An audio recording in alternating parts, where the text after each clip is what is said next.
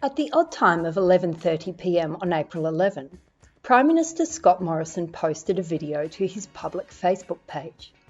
In this video, he announced that the federal government would no longer be setting any targets for the country's vaccination rollout. Instead, they would be focusing on getting on with it. It being somewhat ambiguous.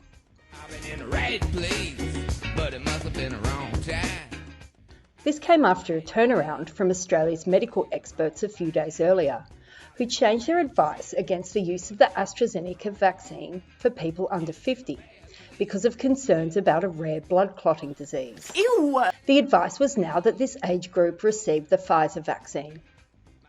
Up until this point, AstraZeneca had been the backbone of Australia's vaccine rollout. It's been hard to keep up with what's happening with the vaccine rollout. There seems to have been a lot of announcements, but not a lot of vaccines. So let's take a look. Since last year, the government has tried to send the message that everything was going along fine with the rollout, but they have continuously been off target and have left out important details. This has resulted in confusion and has potentially affected people's willingness to get vaccinated. Way back in August 2020, and let's be honest, that feels like a lifetime ago, the government announced it had signed a deal with AstraZeneca for 3.8 million doses of its vaccine. However, AstraZeneca revealed that the Australian government had actually only signed a letter of intent, with crucial details yet to be confirmed.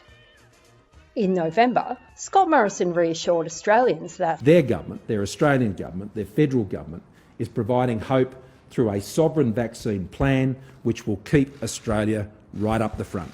In December, Health Minister Greg Hunt continued with the government's optimistic outlook by declaring that Australia was on track and ahead of schedule in its vaccine approvals process. And then he made the bold announcement that all Australians will be fully vaccinated by October. But by the beginning of this year, it started to become apparent that Australia was lagging behind other countries. The government line was that we were taking it slow to keep people safe. By this stage, the government was attracting much criticism. To me, it's empty rhetoric.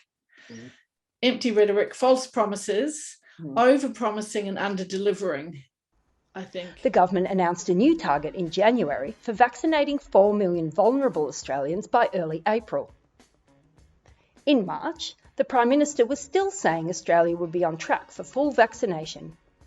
But 2 days after this announcement, Health Secretary Brendan Murphy admitted that actually meant Australians would only have one dose by October. I have never heard someone say so many wrong things, one after the other, consecutively in a row. After a dispute between AstraZeneca and the European Union in March, Italy and the EU blocked 250,000 vaccine doses coming to Australia.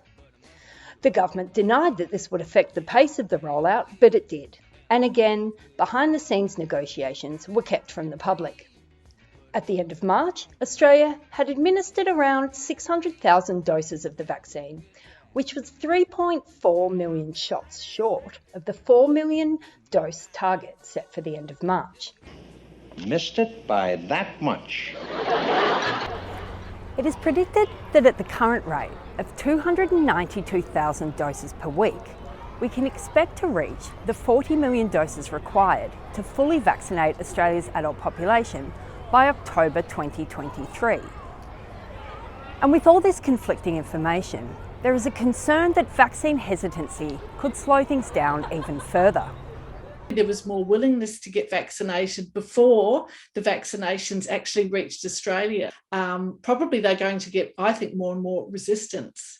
With COVID-19 still raging in many parts of the world, it's hard to know if and when we will see any kind of normality return. I've been in the right place, but it must have been the wrong time.